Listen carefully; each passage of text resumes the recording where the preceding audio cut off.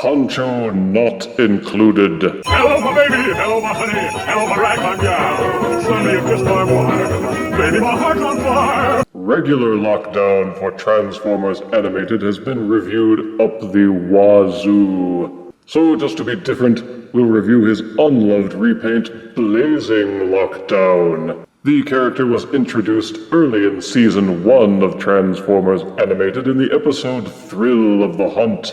The episode was popular, and in many minds it was the episode that cemented the series as having serious mythos, despite the cartoony appearance. Lockdown was portrayed as a bounty hunter who would harvest the modifications from the Transformers he captured. Despite being the only Decepticon in the episode, he had the entire Autobot team on the ropes, proving that the Decepticons were a serious threat. He featured in only 3 episodes or so across the entire series, but each of his appearances was highly anticipated. He was so popular that they ported him over to the movie line once for Hunt for the Decepticons line, and once for...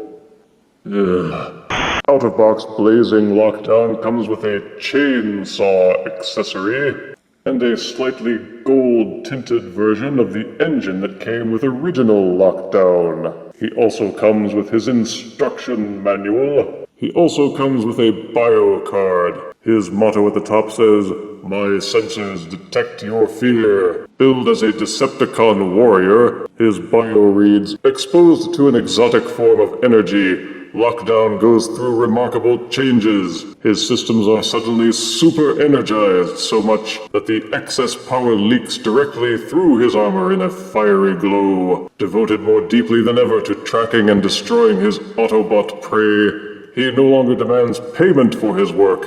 Now he hunts simply for the joy of seeing the fear in a victim's eyes." His galactic powers and abilities are Saw, designed to cut through most armor. Supercharged sensors detect even cloaked enemies. Heated armor burns or melts whatever it touches. And of course the card features pictures of both modes and other figures of the line. For some reason they have chainsaw weapon in quotes, like it's not really a chainsaw. Let us now give Blazing Lockdown his proper review. This is Blazing Lockdown in his alt mode, which the card says is a cruiser. The figure was redone twice, once as Stealth Lockdown with transparent plastic, and also this one, Blazing Lockdown. The car will roll well on smooth surfaces and has actual tires that have some width to them. The alt mode is well engineered and there is hardly any extraneous robot kibble to be aware of, though you can see the face through the translucent windshield. Ooh. The car is done mostly in Batmobile black, with some gold flames and gold trim. The exhaust pipes have the same gold-tinted plastic as the engine, so he's a menacing, spiky muscle car. This one has been modified slightly since it was brought out of box. For example, the original car did not have gold paint on the spikes on top of the car, or on the trim in the front. This was added because I like it better that way. The chainsaw accessory is designed to clip at the front of the car. Underneath is a small notch into which the end of the chainsaw will fit in and clip. Be sure to push it in firmly so that it lies all the way flat. Otherwise, the plastic will not give enough clearance for the tires to roll properly at the front. And even when you do, it's still kind of iffy. On the top of the muscle car, you will see an odd shape, which corresponds to an odd shape on the bottom of the engine. These are meant to clip together, so that the muscle car will have muscle. The Decepticon logo is kind of hidden here amid the gold paint. The gold paint itself is actually more of a copper. He has translucent plastic on his rear headlights as well, and on the front headlights too. But everything tabs together well. He feels nice and solid and has decent heft. And he's got flames, if you're into that sort of thing. Blazing Lockdown's transformation is identical to regular Lockdown, and the transformation itself has some fascinating engineering. First, remove the accessories. The rear sections of the car peg in at the sides. Pull them apart. There is some parts forming. Once the legs have been separated, edge them apart to the point where you can swivel up the very front center of the car and remove it from this peg. Swivel the sides of the car so that they are facing forwards. Pull and extend them outwards slightly. Once that has been done, angle the front section of the car downwards a little bit and give clearance to flip the front sections of the car so that they are inverted and become lockdowns under pants. Take what was the front grille work of the car and rotate it forward to become lockdowns feet. Going back to the top of the car, untab and separate these sections from the top. Angle and rotate them backwards. These will become the robot arms. You separate them by untabbing them. Rotate the arm sections so that they are pointing straight up, and then angle them outward to become lockdown shoulders. There is a secondary hinge in the shoulder. Angle the arm downward from the shoulder pad. Give the waist a 180-degree rotation. Rotate the arm at the elbow so the flames are pointing forwards. Then use these little tabs of plastic that are pointing out to flip out the robot hands. Open the robot chest hatch. You may then flip out Lockdown's head and reclose. The peg hole into which the front of the car was removed at the start of the transformation can be plugged back in to become a sort of pair of tuxedo tails to complete his image as a dignified punk. And this is blazing Lockdown in his robot mode. The leg gimmick makes him actually taller than most Voyagers. A mass former. He's made to look like one of those punks who wears a tuxedo and carries over his scully, muscle car Frankenstein look. Unfortunately, he carries over the same flaw from original Lockdown in that the hands won't fold all the way out. There's a small tab of plastic on the inside of the wrist, which prevents it from folding out all the way, making him look like a limp-wristed jerk. He does have a fearsome sort of appearance, with a tattooed face. The paint applications are nice, except for the Decepticon symbol, which can barely be seen because it matches this fringe so closely.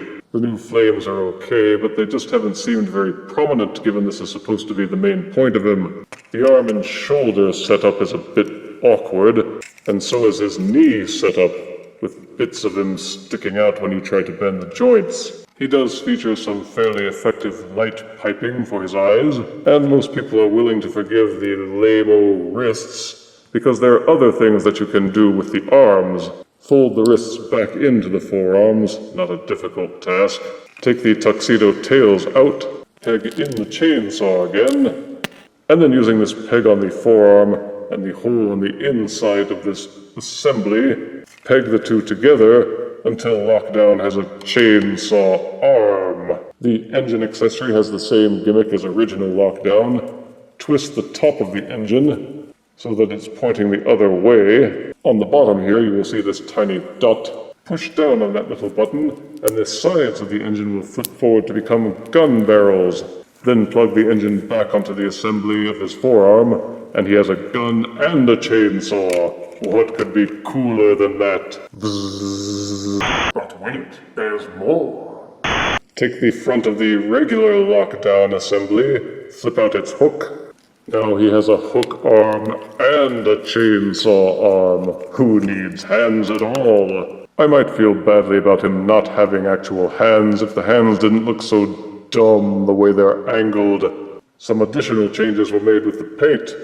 The shoulder pads have been given some gold paint so that the spikes are more prominent. Before they were just black and you could hardly see them. And the inside of the car assembly has also been trimmed with gold, as well as a splash of gold paint being added underneath the arm assemblies to give it a little more spice. The colors are still mostly black, although the gold parts are now much more prominent. The paint that they did bother adding was neatly done, and highlights his sculpting details fairly well. For articulation, Lockdown has a head that will tilt back and forth slightly, although it doesn't seem to want to rotate all the way, and I don't want to force it for fear of breaking him. The arms have this swivel-up hinge which will allow him to raise and lower his arms. They also have this swivel on that hinge, which will allow them to rotate 360 degrees. They will also still angle up and down slightly on the shoulder joint. There's a dual set of hinges at the elbow, and it is ball-socketed at the end of the elbow, allowing for full rotation and bending up and down. The waist will rotate 360 degrees. The hips are ball-socketed so the legs can splay in and out and kick forwards and backwards to a high dynamic range. He will also bend backwards at the knee slightly, although it is a bit awkward because this knee has that sliding thing that goes up and down and it kind of gets in the way a little. This section at the front of the foot will rotate up and down, allowing you to angle the way that he stands. So as long as you are patient and willing to compromise a little bit, you can get some good posability out of Blazing Lockdown to show off his weapons. Here is Transformers Animated Deluxe Blazing Lockdown, next to Hunt for the Decepticons Deluxe Lockdown. Here is Transformers Animated Blazing Lockdown, next to Voyager-sized Combiner Wars Motor Master. Here is Deluxe Transformers Animated Blazing Lockdown, next to fellow Punk Deluxe-sized Oil Slick. And here is Transformers Animated Deluxe Blazing Lockdown, next to a package of succulent bacon, because only one thing in the world smells like bacon, and that's bacon!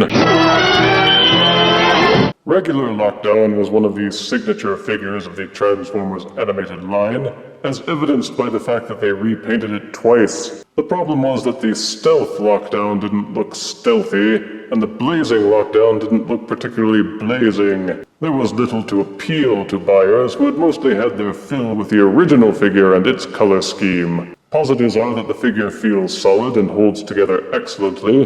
There is good articulation. The appearance is awesome with his spikes and flames.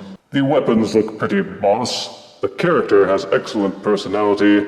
The way they made his robot mode so much bigger than the car is ingenious. The transformation is easy enough and everything pegs together well. Negatives are that out of box, he is simply not painted all that well, with missing sections that are done in black only.